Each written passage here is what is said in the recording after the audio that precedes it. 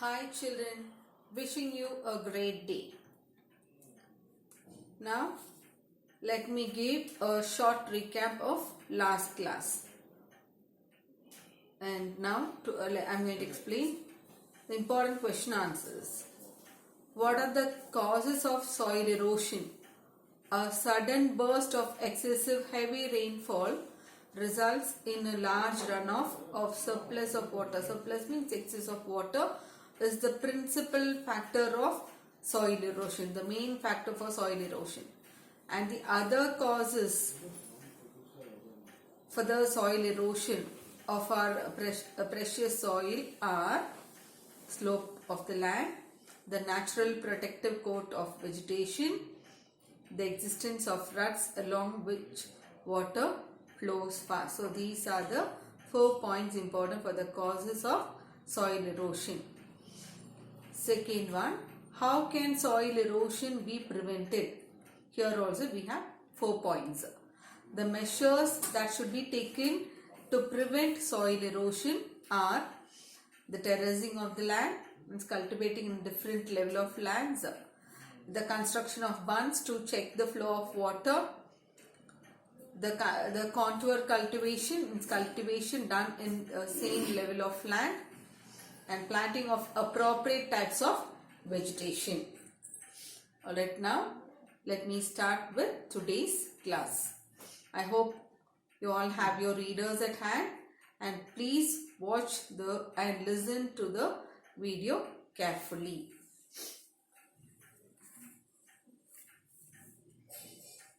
Point number 10.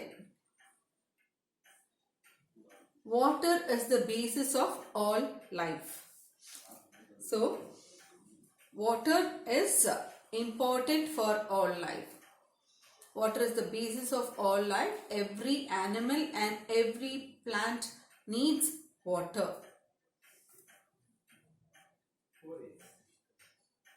Every animal and every plant contains a substantial proportion of free or combined water in its body, and no kind of physiological activity is possible in which the fluid does not play an essential part.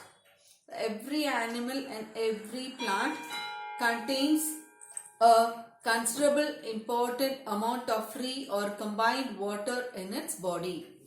A considerable amount of water is present in each and every one's body. Either a plant or an animal contains water. No physical activity can be done or work can be done or performed without water. Water is of course necessary for animal life, while moisture in the soil is equally imperative. Imperative means important or essential for the life and growth of plants and animals. So, water plays an important role or part in all activity of a living thing. As water is essential for all animal life, moisture in the soil is equally essential for the life and growth of plants and trees. The preservation from the reader, okay, the preservation and utilization of water is thus fundamental and for human welfare. So it is very important for the health and happiness for the human. So as water is essential for all animal life, moisture in the soil is equally essential for the life and growth of plants and trees. Thus, preserving and utilizing water is also basically important for the human health and happiness. So, water is, we have to preserve it and utilize it in the proper manner. So, it is basically important for the human health and happiness. Apart from artesian water, the ultimate source in all cases is rain and or snowfall. So you can see here the artesian well. So apart from the ultimate source of water is apart from artesian well, water that comes from artesian well means that comes from ground, water that comes from ground. So apart from that, the ultimate source of water is rainfall and snowfall. So this question will be asked for 1 mark, important. Last year it was asked, last paper it was asked, so it's important. And next one from the reader. Much of Indian agriculture depends on seasonal rainfall and is therefore very sensitive to any failure or irregularity of the same. So, the two sources of water, what we have seen, it is very important. The two sources of water are rainfall and snowfall, or snowfall and artesian well. Now, Indian agriculture, it depends on seasonal rainfall. The farmers, they depend on the rainfall. They plant the vegetation so that they get a good yield. For example, during summer season, what they do, we don't get much of rainfall. So, they grow the vegetation that do not need much of water for its growth. Likewise, during rainy season, they grow the trees or the plants that require too much of water for its growth. But in some cases, what happens is unexpectedly, if it rains heavily when it is not required, the plantations, the vegetations gets destroyed. And in some cases, when we expect rain and if it fails, so that is what irregular rainfall, then all vegetation gets dried. So our Indian agriculture depends on seasonal rainfall.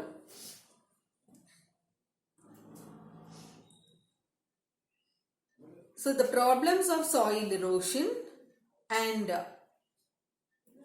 of inadequate or irregular rainfall are closely connected with each other. So soil erosion and irregular rainfall are closely connected with each other. The problems faced of soil erosion and irregular rainfall, when it is the rainfall when it is expected at the right time and we don't get, so these two are closely connected. So it is clear that the adoption of techniques preventing soil erosion would also help to conserve and keep the water where it is wanted. In other words, on the soil or in the soil, and such techniques therefore serve a double purpose.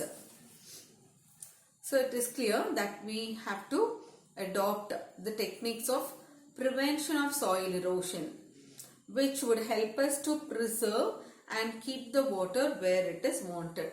So when there is a heavy rainfall, they just store the water in the dams or in the reservoirs. So on the soil, so where it is wanted, either on the soil or in the soil. On the soil means preserve water by building dams and reservoirs, bunds where we can store water, and in the soil by planting many trees, water is stored up in the soil. So prevention of soil erosion and preservation or conservation of water serves a double purpose. This question may be asked for 1 mark.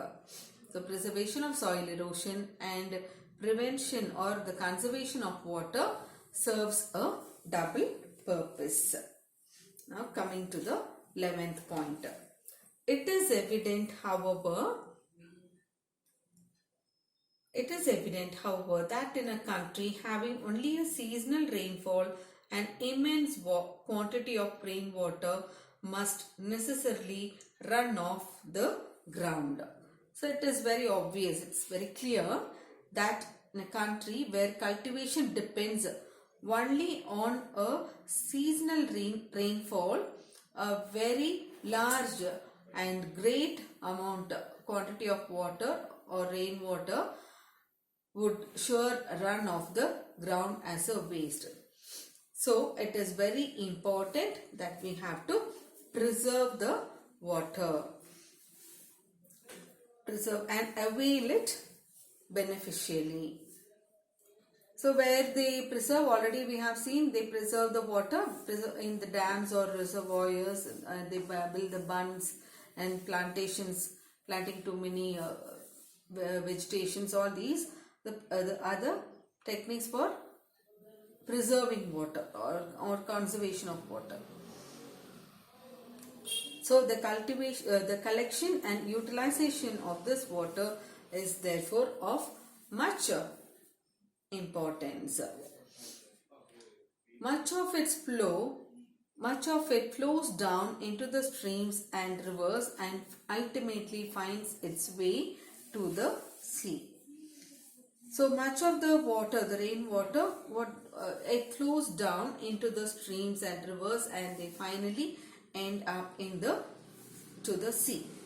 So unbelievably, a large quantity of this precious liquid, that is water, is a great loss to the country. So incredibly large quantities of the precious fluid, which is the precious fluid, water, so is a great loss to the country.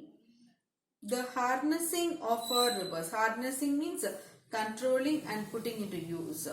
So the harnessing of water, so collecting the water,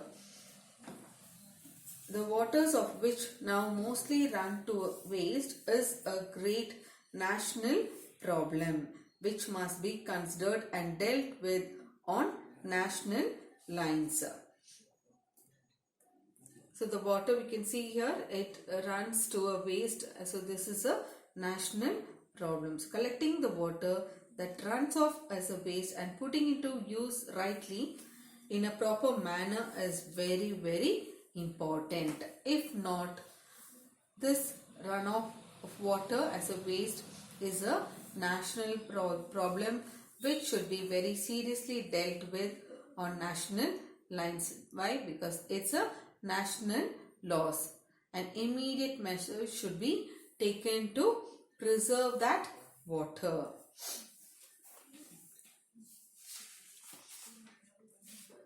Vast areas of land which at present are mere scrub jungle could be turned into fertile and prosperous country by courageous and well-planned action.